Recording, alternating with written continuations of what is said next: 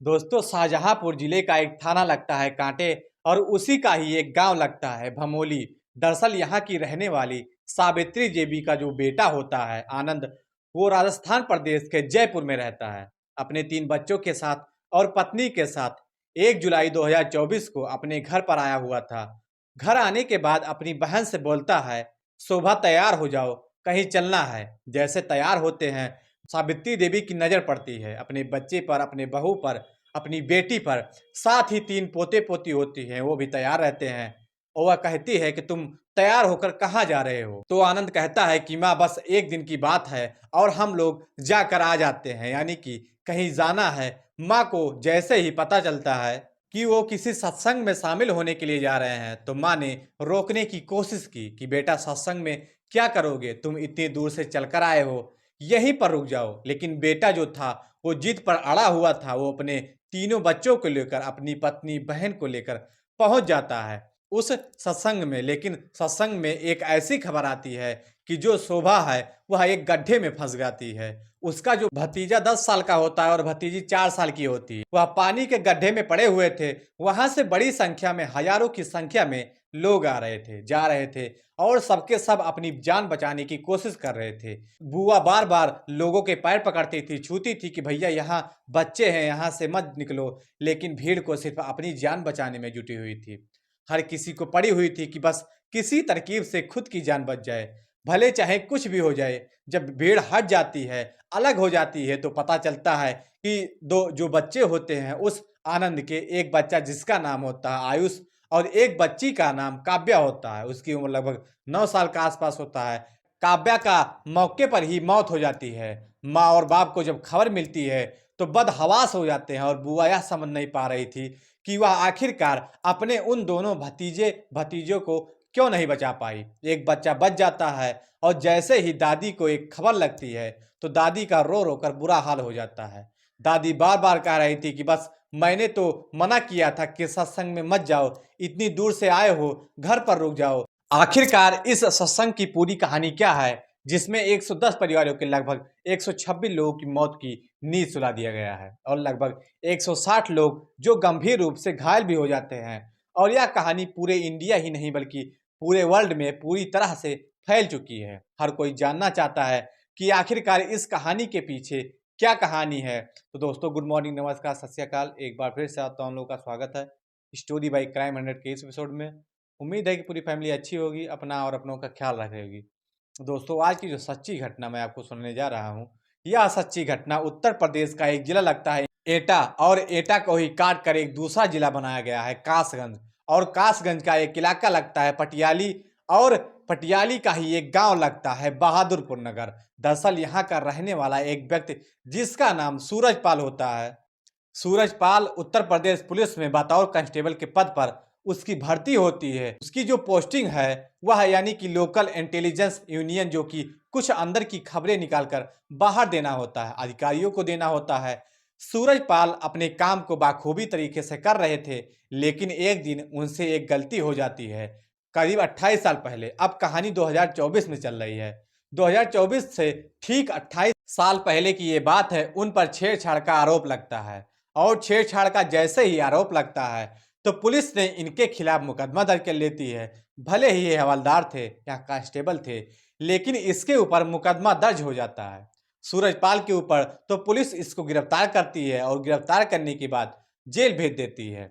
यह अपनी नौकरी से सस्पेंड भी हो जाता है और बर्खास्त की भी कार्रवाई हो जाती है। कोर्ट का सहारा लिया जाता है और कोर्ट का सहारा लेने के बाद आखिरकार कोर्ट से ये बरी हो जाता है और वापस इन्हें नौकरी मिल जाती है। नौकरी करते करते सोचते हैं कि अब ज़्यादा सही नहीं है, इसलिए साल 2002 में यह उत्तर प्रदेश पुलिस से इस्तीफा ले लेता है। और रिटायरमेंट लेने के बाद ये अच्छे खासे अपने काम में जब घर आते हैं तो उन्होंने एक ऐसा सपना देखा। सपना देखने के बाद कहा, भाई मैं कुछ ऐसा सपना देखा हूँ जिससे कि मुझे यह संदेश लोगों तक पहुंचाना है। यानी कि जब संदेश की यह बात करते हैं तो संदेश की बात करने के बाद अब ये गांव हो या आसपास के लोग हो या फिर कहीं भी उस संदेश को देते थे। यानी कि इंसानियत का पाठ पढ़ाना ये शुरू कर देता है। ये इस तरह से लोगों को मैसेज देता है और इंसानियत का पाठ पढ़ाते पढ़ाते कब ये लोगों के बीच में इतना प्रिय हो जाता है पता ही नहीं चलता। पूरे पश्चिम उत्तर प्रदेश में इसका एक तरह से बोलबाला हो जाता है। अब लाखों की तादाद में इनके श्रद्धालु हो जाते हैं। जहां भी जाते थे अच्छी अच्छी बातें बताना, अच्छी अच्छी बातें करना। अब पहले से यानी कि 15 दिन पहले से बात तय हो जाती है कि 2 जुलाई को उत्तर प्रदेश का जिला हाथरस और हाथरस के ही एक तहसील लगती है सिकंदरा राव, और सिकंदरा राव का ही एक इलाका है मुगलागढ़ी, और उसका ही एक गांव लगता है फुलरई। दरअसल ये जो फुलरई गांव है वो अलीगढ़ और एटा जो हाईवे है उस हाईवे के किनारे गांव लगता है। यहाँ पर लगभग 300 बीघा जमीन में एक बड़ा सा पंडाल बनाया गया, और पंडाल का लगाने का मकसद यह था कि यहाँ पर बाबा आएंगे और यह मंगल मावन मिलन सद्भावना समिति के तहत एक दिवसीय यानी कि कुछ ही घंटों का एक सत्संग होगा। यहाँ पर बाबा का आना था और बाबा आकर यहाँ पर लोगों को अपने प्रवचन देते थे। बाबा आते हैं, उससे पहले जो फॉर्मेलिटीज होती हैं प्रशासन की तरफ से एक अनुमति ली जाती है कि हम इस तरह से एक सत्संग करने जा रहे हैं। उसमें लगभग 80,000 लोगों की अनुमति ली गई। हमारे लगभग 80,000 भक्त आएंगे, उसके लिए बाकायदा उन्होंने पूरा जो इंतजाम था खुद सत्संग वालों की पूरी व्यवस्था कर दी गई। लेकिन जैसे जैसे वक्त आगे बढ़ रहा था यानी कि 2 जुलाई 2024 की सुबह लगभग 9 बजे के आसपास पंडाल लगभग भर चुका था, और जैसे ही 10 बजते हैं तो पंडाल में रहने के लिए जगह तो थी ही नहीं, बल्कि सड़क हो, खेत हो या आसपास जो दूर दराज का इलाका था वो चारों तरफ पब्लिक से फुल हो जाता है। लगभग 10 बजे तक जब वहां पर पैर रखने की जगह भी नहीं होती है और बाबा का इंतजार किया जा रहा था। बाबा जिनका नाम होता है नारायण सरकार हरि बोले बाबा, यह जैसे ही 12 बजते हैं यानी कि 11:50 के आसपास का मसला था, जैसे वो पंडाल की तरफ आ रहे थे तो पंडाल में जितने भी लोग होते हैं, जितने भी भीड़ होती है, वह कहते हैं कि बाबा आ चुके हैं, बाबा आ चुके हैं। यानी कि नारायण सरकार हरि बोले बाबा जैसे उनकी एंट्री होती है तो उनके लिए अलग से मार्ग बनाया गया था, और उनकी जो 15 गाड़ियों का काफिला था वह बिल्कुल मंच के एकदम पास तक पहुंच जाता है। और जैसे बाबा वहां पहुंचते हैं तो बाबा ने सबसे पहले मंच पर अपनी पत्नी के बराबर बैठते हैं और माइक पर बोल रहे थे, संपूर्ण ब्रह्मांड ब्रह्मांड में सदा सदा के लिए जय जयकार हो। पहले वो खुद बोलते हैं और उसके बाद जो भी लाखों की भीड़ थी, 2.5 लाख से ज्यादा के लोग थे, वो जब बोलते हैं तो पूरा जो इलाका था गूंज जाता है, इसी संपूर्ण ब्रह्मांड में सदा सदा के लिए जय जयकार हो। बस इसके बाद ये अपना प्रवचन करना शुरू कर देता है। 12 बजे से प्रवचन की शुरुआत होती है, उसके बाद से 1:30 बजे का इनका प्रवचन समाप्त हो जाता है। जैसे प्रवचन समाप्त होता है उसके बाद इसी नारे के साथ वहां से चल देते हैं, क्योंकि यह पहली बार नहीं हो रहा था, यह इससे पहले की लगातार होता रहता है इस तरह का सत्संग। और भोले बाबा अपने प्रोग्राम में जाते रहते, तो इनके जो श्रद्धालु थे उनको पता है कि अब क्या करना है। अब जैसे ही हालांकि बाबा की जो गाड़ियों का काफिला है वो बिल्कुल मंच के पास ही पहुंच जाती है, लेकिन यह बताया जाता है कि अगर उनके चरणों की धूल मिल जाए और जो लोग उनके चरणों की धूल को अपने गले के लॉकेट में रख देते या फिर किसी को टीका लगा देते तो उनके कारोबार में कुछ कमी है तो कारोबार ठीक चलने लगता। किसी को बीमारी होती है तो बीमारी भी एकदम समाप्त हो जाती है। यही नहीं, जो इनके बिगड़े हुए काम होते हैं वो भी सब होने लगते हैं। अब इसी बात की होड़ मच जाती है। साथ ही बाबा कई जगह हैंडपंप भी लगवा दिया करते थे। उन हैंडपंप से अगर पानी लेकर जाएंगे, पानी पिलाएंगे तो उसमें भी बहुत तरह तरह के फायदे होंगे। जैसे ही 2 जुलाई 2024 की दोपहर लगभग 1:30 बजे फुलरई गांव में यह सत्संग समाप्त होता है और यह बाबा अपनी गाड़ी में जाकर बैठते हैं। 15 गाड़ियों का काफिला होता है, और बैठने के बाद जैसे ही गाड़ी चलती है उनके पैरों की धूल को लेने के लिए, अपने उस लॉकेट में रखने के लिए अब भीड़ उधर भागने लगती है। हालांकि जो उनके सेवादार होते हैं वो उन भीड़ को रोकने की कोशिश कर रहे थे ताकि वो रुक जाएं, लेकिन भीड़ कुछ इतनी ज्यादा थी कि सेवादार कम पड़ जाते हैं और यहाँ से फिर सिलसिला शुरू हो जाता है। ये चारों तरफ जो इनके श्रद्धालु होते हैं बस उन तक पहुंचने के लिए वैसे तो पैदल चलते ही नहीं हैं, कम पैदल चलते हैं। गाड़ी में बैठे थे तो लोगों को उनकी गाड़ी की टायरों की धूल भी मिल जाए, इसके लिए जब उन्होंने भागना शुरू किया यानी कि गाड़ी के पीछे पीछे दौड़ना शुरू किया तो लोगों की भीड़ चलने लगती है। आगे हाईवे है जो कि अलीगढ़ और एटा मार्ग को जोड़ता है, नेशनल हाईवे। उसके किनारे पर जो हाईवे को बनाने के लिए गड्ढे हो चुके हैं यानी कि मिट्टी निकाली जा चुकी है, उस हाईवे को बनाने के लिए इसलिए वो गड्ढे हैं। अब लोगों की भीड़ जब भागना शुरू कर रही थी तो उन गड्ढों में गिरना शुरू हो जाते हैं।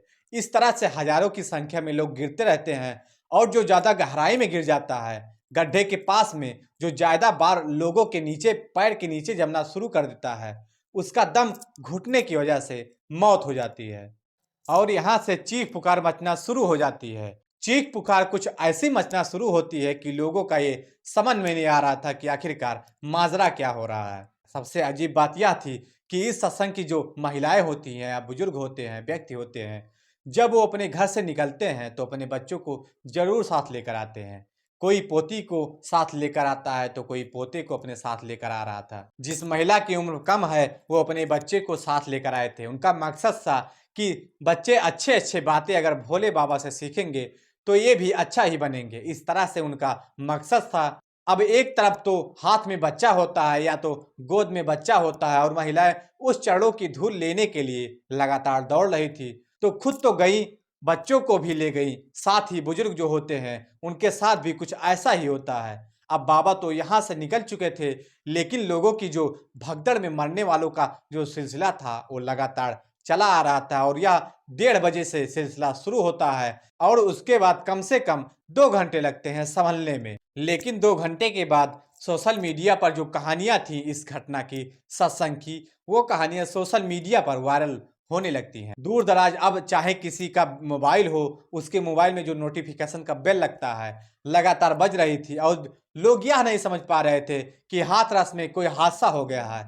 हाथरस की हकीकत सिकंदरा राव के पास एक गांव है फुलरई, वहां पे हादसा हो गया है। इतने लोग सत्संग में मारे गए हैं, कभी संख्या 60-70, कभी 80-90, कभी 100, कभी संख्या 110 से 120 हो जाती। इस तरह से जो प्रशासन ने घोषणा की 116 की घोषणा की, लेकिन अगले दिन होते होते 122 तक संख्या पहुंच जाती है। बड़ी संख्या में लोग घायल थे। उन्हें हॉस्पिटल तक पहुंचाने के लिए कुछ साधन की कमी भी हो रही थी। समझ नहीं पा रहे थे कि उनको लेकर कैसे जाएं।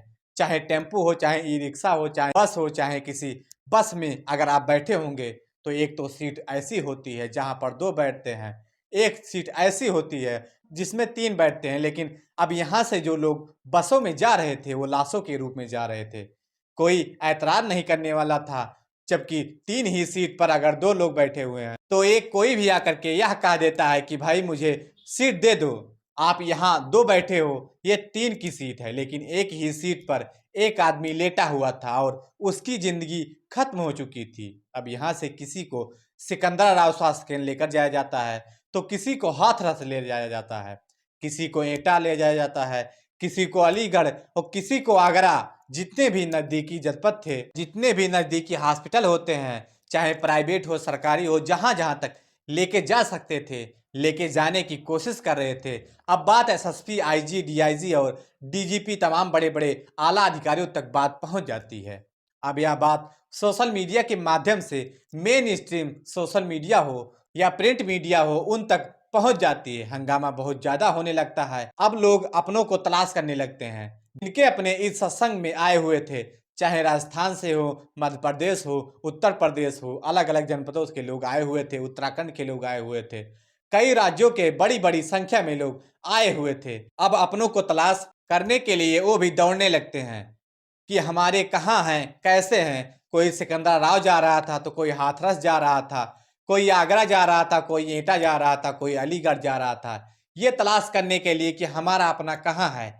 जिसको मिल रहे थे, भले चाहे घायल हो, सांसें चल रही थी, वो तसल्ली हो रहा था कि हमारा अपना जिंदा है, ठीक हो जाएगा। लेकिन जिनकी सांसें थम चुकी थी उनका रो रो कर बुरा हाल हो जाता है। एक दूसरे लोगों को लोग सूचना देने लगते हैं कि यहाँ सत्संग में आया हुआ था, वह बचा है या नहीं बचा है। कोई इस तरह की सूचनाएं लगातार फैला रहा था। हालात बद से बदतर होती जा रही थी। लोग समझ नहीं पा रहे थे कि और कुछ ही घंटों में 110 परिवार के लगभग 120 से 125 लोग खत्म हो जाते हैं हमेशा के लिए। उनकी सांसें थम जाती हैं और 160 के आसपास घायल हो जाते हैं। अब अधिकारियों ने मौके का जायजा लेना शुरू किया। अगला दिन आ जाता है, यानी कि 3 जुलाई 2024। उत्तर प्रदेश के मुख्यमंत्री योगी आदित्यनाथ भी मौके का जायजा लेने के लिए पहुंच जाते हैं। उनको प्रथम दृश्य लगता है कि इस मामले में कुछ ना कुछ जरूर साजिश रही है। इस साजिश का हम जरूर पर्दाफाश करेंगे। लेकिन अब बाबा जो थे, बाबा की तलाश शुरू हो जाती है। बाबा यहाँ से जैसे ही 15 गाड़ियों का काफिला होता है यहाँ से निकल जाते हैं। 80 किलोमीटर दूर मैनपुरी में एक गांव लगता है बिछुआ। बिछुआ गांव में ही यानी कि 21 बीघे जमीन में एक बड़ा सा आश्रम बना हुआ है। और यह बाबा जैसे ही अपने यहाँ से 80 किलोमीटर का सफर ज्यादा से ज्यादा 1 से सवा घंटे में तय हो जाता है यहाँ से, यानी कि फुलरई गांव से वह अपना 15 गाड़ियों का काफिला लेकर वहां पहुंच जाते हैं। वो वहां पहुंचे नहीं थे कि उनके मोबाइल में जो नोटिफिकेशन होता है बज रही होगी, उनके मोबाइल में पता चल रहा होगा, उनके जो सेवादार थे, उनके जुड़े हुए लोग थे, उन तक भी बात पहुंच गई होगी कि वहां मरने वालों की संख्या लगातार बढ़ रही है और वहां हालात बद से बदतर हो रही हैं। बाबा ने अपनी गाड़ी का जो काफिला था वो सिर्फ बिछुआ गांव की तरफ ही मोड़ा, जो कि मैनपुरी में लगता है, लेकिन वापस उस फुलरई गांव की तरफ नहीं आए। जबकि उनका दावा यह है कि वह परमात्मा है और किसी के साथ कुछ भी कर सकते हैं। और बाबा जाकर अपने आश्रम के अंदर पहुंच जाते हैं और 3 मेन गेट होते हैं, तीनों मेन गेट पर ताला लगा देते हैं। शाम 6 बजे तक, ये 2 तारीख की बात है, 2 जुलाई 2024 के शाम 6 बजे तक मीडिया वालों को पता चल जाता है कि जिस बाबा की वजह से पूरी कहानी हुई है, इतने सारे लोग मारे गए हैं, वो बाबा अपने आश्रम में वहां पर मीडिया वालों का जमघट लग जाता है और मीडिया वाले इंतजार कर रहे थे। इसी बीच में एक डीएसपी साहब होते हैं सुनील कुमार चौहान, वो अपनी फोर्स के साथ मौके पर पहुंच जाते हैं। फोर्स बाहर रुक जाती है, डीएसपी अकेले अंदर पहुंच जाते हैं और करीब यह रात के 11 बजे पहुंचते हैं। तब भी मीडिया वालों का जमघट लगा हुआ था, ये देखने के लिए कि आखिरकार इन्हें कोई पकड़ के लेकर आएगा या नहीं लेकर आएगा। ऐसा दावा किया जा रहा था सेवादारों द्वारा कि जो बाबा हैं, भोले बाबा, इस आश्रम के अंदर हैं। जब डीएसपी साहब 11 बजे रात को पहुंच जाते हैं, करीब 1 घंटे के बाद बाहर निकलते हैं, कहते हैं कि यहाँ पर बाबा नहीं है, गायब हैं। एक अकेले अधिकारी और 21 बीघे में बना हुआ आश्रम में कैसे जुड़ सकता है, वो भी 1 घंटे में, कोई जादू ही हो सकता है। लेकिन मीडिया वालों ने तुरंत ही डीएसपी साहब को घेर लिया कि डीएसपी साहब क्या हुआ, बाबा का कुछ अता पता चला? तो डीएसपी साहब कहते हैं बाबा तो यहाँ नहीं है। जबकि ये जो आसपास के जो लोग थे का यह दावा था कि बाबा आए हैं, अंदर हैं। जब सुबह दिन निकलता है यानी कि 3 जुलाई 2024 की सुबह लगभग 6 बजे के आसपास एक बार फिर से डीएसपी साहब अंदर जाते हैं और अंदर जाने के बाद फिर वहां से निकल आते हैं और करीब आधे घंटे के बाद इसी आश्रम से 6 गाड़ियों का काफिला बाहर निकलता है और 6 गाड़ियों में एक गाड़ी ऐसी होती है जिसका नंबर DL10C A8756, जिस पर बताया जाता है कि बीजेपी नेता का झंडा लगा हुआ था। उसके जो शीशे थे चारों तरफ से ब्लैक फिल्म चढ़ी हुई थी, जिसमें क्या अंदर कौन बैठा है उसे देख नहीं सकते थे। ऐसा दावा किया जा रहा था कि बाबा उसी गाड़ी में बैठे हैं और वहां से निकल के छू मंतर हो गए, वो गायब हो गए। हालांकि पुलिस उन्हें ढूंढने की काफी कोशिश कर रही है, लेकिन पुलिस ने जो FIR दर्ज की उसमें एक मुख्य सेवादार का नाम प्रमुख रूप से शामिल है। उसमें सेवादार के अलावा टोटल मिलाकर 22 लोग हैं, लेकिन भोले बाबा का नाम उसमें शामिल नहीं है। भोले बाबा यानी कि सूरजपाल उर्फ भोरे बाबा, उनका नाम इसमें शामिल नहीं है। हालांकि पुलिस प्रशासन इस मामले की जांच पड़ताल में पूरी तरह से जुटी हुई है कि इसमें किस लेवल पर कितनी गलती है और इतने सारे लोग क्यों मारे गए, क्यों भगदड़ हुई।